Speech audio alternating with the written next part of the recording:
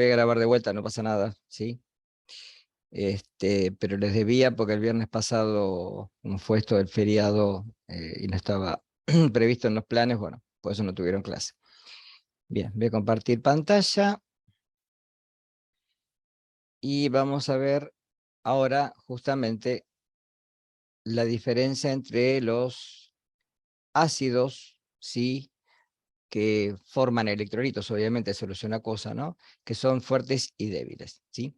Recuerden que cuando uno hablaba del concepto de ácido, ¿sí? Siempre decía toda sustancia que podía generar protones en solución acuosa, y estos, según el concepto de Brewster-Lowry, el concepto de base eran los que podían aceptar un protón, ¿sí? Por eso se forman esos pares ácido-base conjugados que tienen el seminario para resolver, ¿sí? En el caso de los ácidos fuertes, la disolución de un ácido fuerte hace de que prácticamente el ácido se disocie totalmente, ¿sí? Es decir, que no queden especies químicas en las cuales el hidrógeno permanece, ¿sí? Unido a su anión, ¿sí? Porque el hidrógeno siempre se va como protón, como hidrogenión, ¿sí? Por eso que protona el agua y se forman estos hidrogeniones. Es decir, el protón como sí en el agua no existe, nunca el agua, el hidrógeno está solo, siempre está protonando algo. En este caso protona a la molécula de agua y forma los hidrogeniones, ¿sí?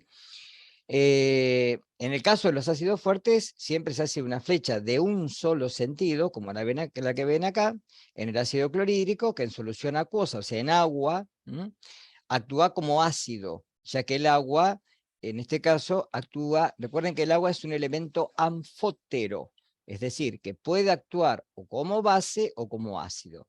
¿De qué va a depender esto? Con quién se encuentre. Si se encuentra con un ácido que es más fuerte que la propia acidez que pueda provocar el agua, ¿sí? Porque el agua es neutra en realidad, ¿sí? Y tiene una tasa de ionización muy baja, la hidrólisis del agua, recuerden que es muy bajita, ¿sí? Del orden de 1 por 10 a la menos 14 molar al cuadrado, esa es la KW, la constante de hidrólisis del agua. Entonces, en este caso, la hidrólisis hace de que, como el agua actúa como una base, ¿sí? Este hidrógeno se vaya como protón, es decir, dejando un electrón, ¿sí? Y como hidrógeno protonado, ¿sí? Protone al agua y forme el hidronio. Es decir, que los pares ácido-base conjugados son del ácido clorhídrico, que es un ácido, su base es el cloruro. Del agua, que actúa como base, su ácido, según Brewster-Lowry, es el hidronio, ¿sí? Porque el agua, al tener dos pares de electrones, el oxígeno, sin enlazar, con una densidad de carga negativa, le permite ser protonada, ¿sí? Ya con un par electrónico basta y sobra. Por eso el caso del amoníaco, que lo vamos a ver abajo. En el caso del hidróxido de sodio, también es una base fuerte. Entonces, su ionización en agua produce la separación del catión sodio y del anión hidroxilo, ¿sí? O oxidrilo, es lo mismo, que hace de que justamente el sodio, como es un metal alcalino, tiene la conformación de la cual cede un electrón, ¿sí? Al perderlo toma su carga positiva, y el hidroxilo, al captar un electrón, queda la propia especie química, toda la especie química, o sea, no es el hidrógeno, es toda, ¿sí? Con una carga negativa. Esto lo vieron en el seminario 2, si no me equivoco, ¿sí?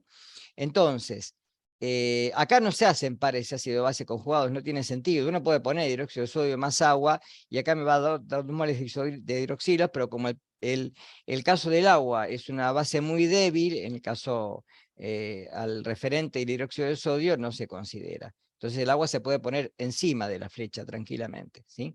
Bien, porque el dióxido de sodio puede ser sólido, yo lo puedo disolver en agua, una reacción muy exotérmica. En cambio, fíjense que acá tenemos una flecha de un sentido solo. Cuando la reacción es reversible, es decir, que los productos, ¿sí?, que se forman puedan reaccionar entre sí y formar reactivos, se forma una constante disociación ácida o básica, o sea, una K sub A o una K sub B. ¿Que va a depender de qué? Va a depender de la cantidad de electrolitos que se formen en solución acuosa. Por ejemplo, acá tenemos el ácido acétrico, el vinagre, en solución acuosa, en agua, va a protonar al agua, formando que el agua actuando como base forme un hidronio, y el ácido acético va a formar el ion acetato, que es la base conjugada del ácido acético. ¿Sí? Pero el acetato es una base débil, ¿sí? Con lo cual puede reaccionar con el hidronio, protonarse y formar ácido acético, y quedando agua, o sea que la reacción es reversible. De ahí que una constante 1, formación de productos, y una constante 2, formación de reactivos, ¿sí? Hace de que cuando el equilibrio se hace constante, se forme una constante de disociación ácida, llamada K sub A, ¿sí? Que tiene un valor, ¿sí? Todas las constantes están tabuladas a temperatura en condiciones estándar, es decir, recuerden que cuando uno dice condiciones normales de temperatura y presión, está hablando de 0 grados centígrados, ¿sí? Y una atmósfera.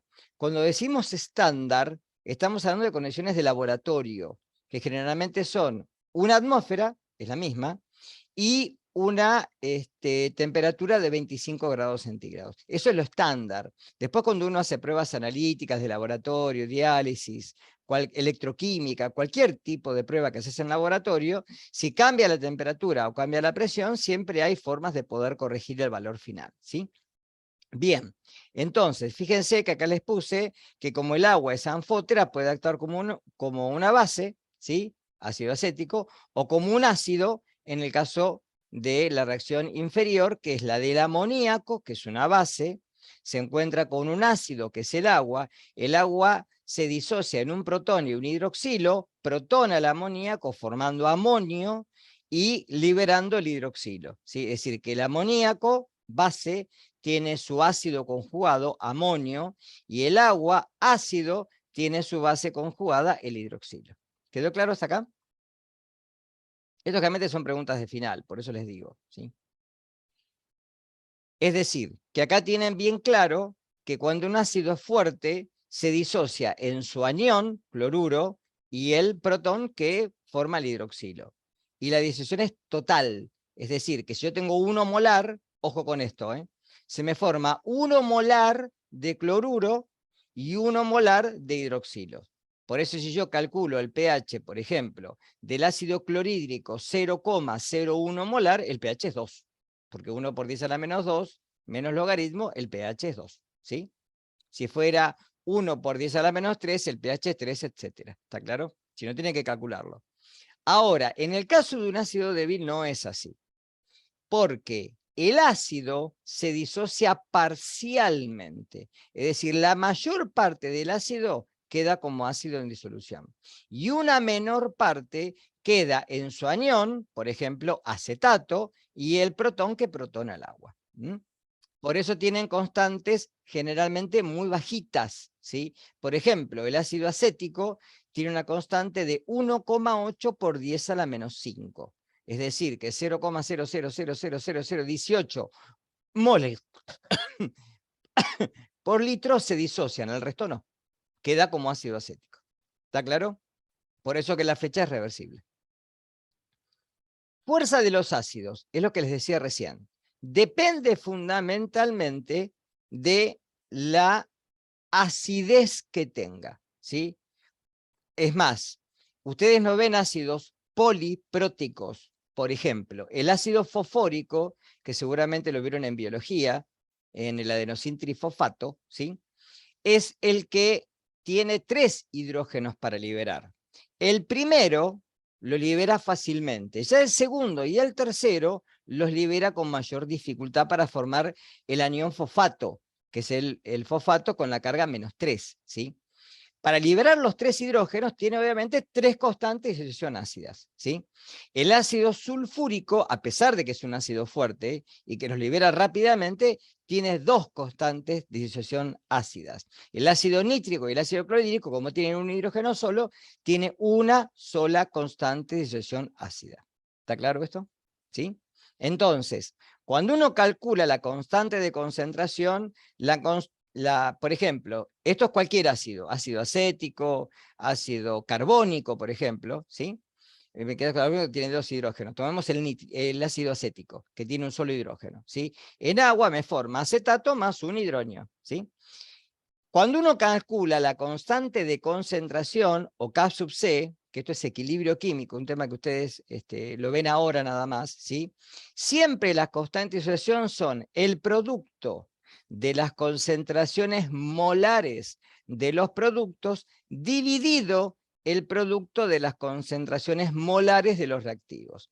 Como ya vimos en el apartado anterior, que la concentración de agua es constante, no varía, lo podemos meter dentro de K sub C, o constante de concentración, por eso es molar. Y la vamos a llamar directamente K sub A, o constante de disociación ácida. Como el producto de la concentración de hidronios por la concentración de la base que forme, en este caso acetato, por el ejemplo que di, sobre la concentración de ácido acético, ¿sí? Esto se puede meter dentro de una, ¿sí?, especie de cálculo. Antes lo dábamos ese tema, yo lo saqué después de la materia, y podríamos calcular el pH de un ácido débil. Entonces, si el valor de K sub A es mucho mayor a 1, el ácido fuerte. Nítrico, clorhídrico, sulfúrico, esos ácidos son fuertes, ¿sí? Y está estresado totalmente. Si la constante es menor a 1, el ácido es débil y se disocia parcialmente. Acá tiene el ejemplo que les di recién. La constante de disociación ácida del ácido acético o vinagre es 1,8 por 10 a la menos 5 molar. Muy bajita.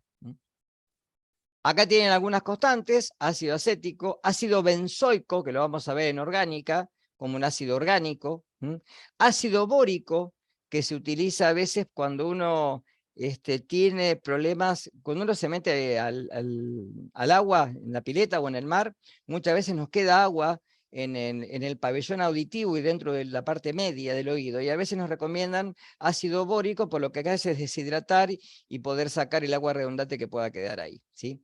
El ácido cianhídrico, que forma los cianuros, que son venenos, ¿sí? El ácido fluorhídrico, que a pesar de lo que dice Breaking Bad, no es un ácido tan fuerte, no disuelve una bañera, ¿sí? Eso es mentira, y está demostrado. El ácido fórmico, que es el que secretan las hormigas coloradas cuando producen esa irritación cutánea. El ácido hipocloroso, que es el que después deriva la lavandina, el hipoclorito de sodio. Y el ácido nitroso, que es un ácido débil, muy débil, ¿sí? Es mucho más débil que el ácido nítrico, ¿sí? Su pariente cercano. ¿Hasta acá estamos? ¿Alguna pregunta? Fíjense en los órdenes de los números, que son muy bajos. ¿Está? Siempre fíjense que, como les dije, están calculados a 25 grados centígrados. Condiciones estándar de laboratorio. Y en las bases, en vez de tener K sub A, tenemos K sub B. Es lo mismo, ¿sí? En vez de tener en la parte superior el anión y el protón, es decir, por ejemplo, del ácido acético, tener en la parte superior el acetato, lo que voy a tener es amonio más hidroxilo, por hidroxilo, perdón. Y en la parte inferior voy a tener el amoníaco, ¿sí? Es decir, voy a tener ese cociente. Entonces las constantes, fíjense que las constantes básicas, la del amoníaco es igual, aunque parezca mentira, ¿no? Es igual que la del ácido acético, 1,8 por esa a la menos 5. Tiene el mismo valor numérico, ¿sí?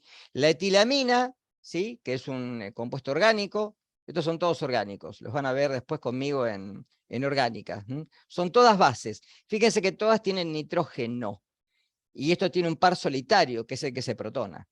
Por eso que junto con el amoníaco formas especies básicas. Y lo último, soluciones amortiguadoras, buffers, ¿sí?, en inglés, ¿sí?, o reguladoras, es lo mismo, ¿sí? Son todos sinónimos. ¿Qué es un buffer o qué es una solución reguladora?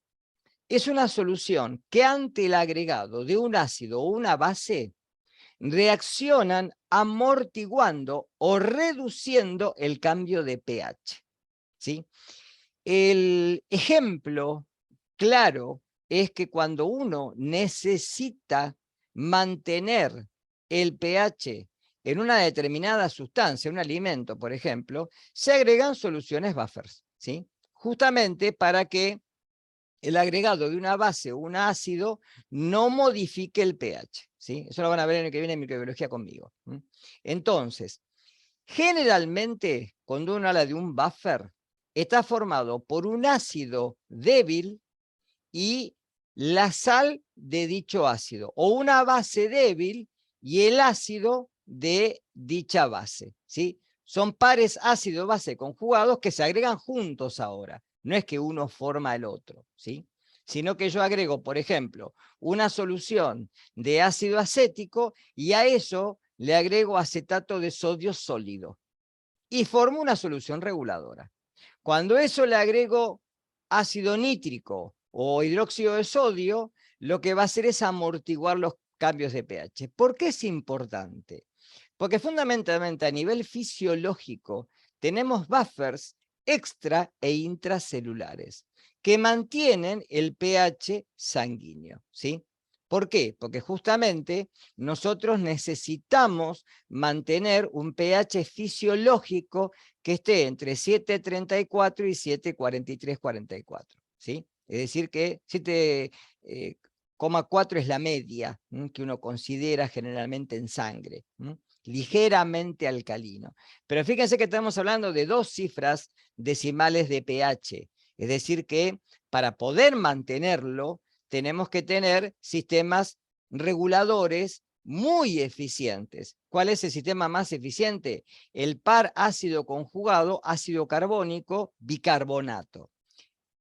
Ustedes recuerden que el ácido carbónico es el fiel reflejo de la presión parcial de dióxido de carbono, es decir, lo que eliminamos de la oxidación de los nutrientes. Eso lo tienen que haber visto en nutrición, ¿sí? Cuando oxidamos nutrientes, y lo van a ver en química biológica, lo que eliminamos es dióxido de carbono. El dióxido de carbono que se elimina a nivel tisular se transforma, gracias a la anhidasa carbónica, en ácido carbónico, y este, como es un ácido débil, se disocia en el anión bicarbonato, ¿sí? O carbonato ácido, y un protón. Este protona la hemoglobina, libera oxígeno y va hacia el pulmón para su expiración. Eso lo tienen que haber visto seguramente en anatomía. En el caso de una base débil, por ejemplo, tenemos los pares ácido-base conjugados si mezclamos amoníaco líquido y cloruro de amonio sólido, ¿sí? Hay otro tipo de formación de soluciones reguladoras, donde uno puede hacer un mix, puede usar una sal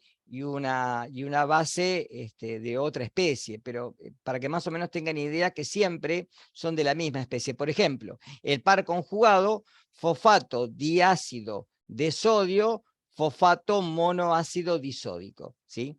Que eso es un buffer que tenemos a nivel renal, por ejemplo, ¿sí? La forma de poder eliminar hidrogeniones, ¿sí? El hidrogenión también se elimina a nivel renal, también en conjunto con el amoníaco, ¿sí? Hay muchas formas de eliminar hidrógenos, ¿sí? Y también retenerlo, obviamente. Por ejemplo, me dice, calcular el pH en la solución reguladora o tampón, son todos sinónimos, formada por una concentración 0,2 molar de ácido acético y 0,2 molar de acetato de sodio. Y me da la constante, ¿sí? Como tengo las concentraciones iniciales, lo que no sé son las finales, ¿sí? No se preocupen porque no van a tener ejercicios de esto, es solamente un ejemplo, ¿sí? Entonces, escribo la reacción y después digo, ¿cuál es la concentración inicial de ácido acético? 0,2, ¿sí? Entonces, en el cambio, el ácido acético se le va a restar una X cantidad, que no sé cuál es, y se le va a sumar al acetato, y se va a formar un hidronio. Si esto lo pongo dentro de la constante de equilibrio, me va a quedar esta ecuación, que en realidad es una ecuación de segundo grado, porque si ustedes hacen el despeje, les va a quedar elevado a la x cuadrado, ¿sí?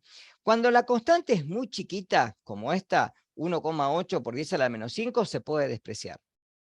Y se calcula directamente el pH. ¿Sí? Como las concentraciones son 0,2 y 0,2, se simplifican obviamente, me queda que el pH es igual a menos 1,8 por 10 a la menos 5, o sea, 4,74. Esto pasa siempre.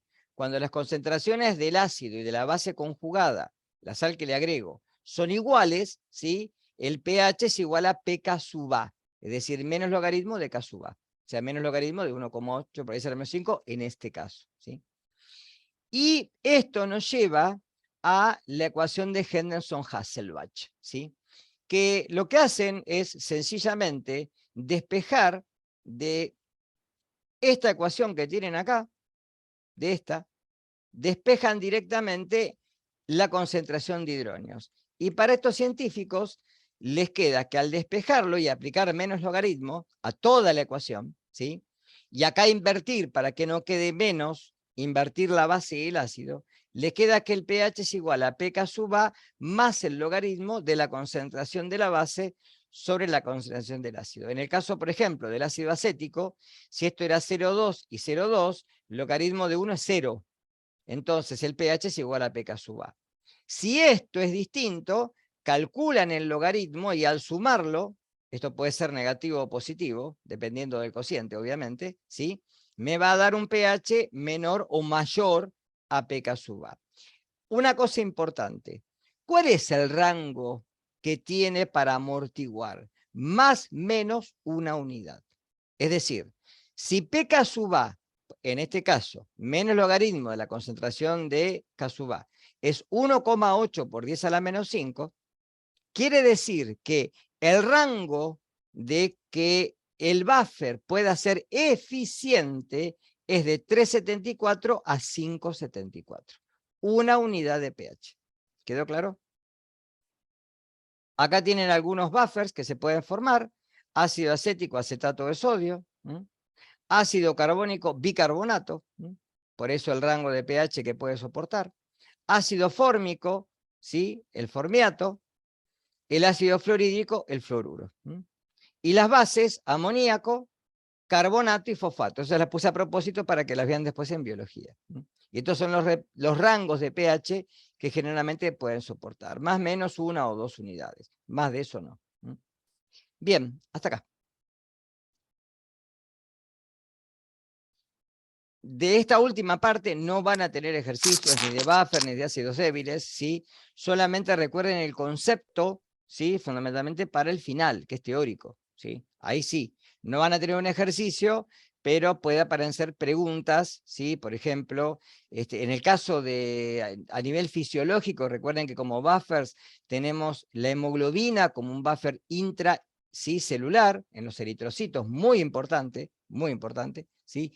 Y a nivel fisiológico, ¿sí? En el extracelular, el buffer por excelencia es el parácido base bicarbonato a presión de dióxido de carbono, ¿sí? Además, en la ecuación de Henderson-Hasselbalch, como el cociente arriba pone la concentración de bicarbonato en milimoles por litro o miliequivalentes por litro, en la parte inferior tiene que poner la PCO2, pero es un gas. Entonces se multiplica por 0,03, que es la constante de Henry, que es la solubilidad de ese gas en sangre, ¿sí? Del dióxido de carbono, y eso les da, multiplicado por la PCO2, la concentración, ¿sí? Molar de ácido carbónico que deberíamos de tener. ¿Sí? Uno calcula ese logaritmo y después obviamente si aumenta la cantidad de ácido como está en el denominador, el pH disminuye. Recuerden que son inversamente proporcionales, está bajo.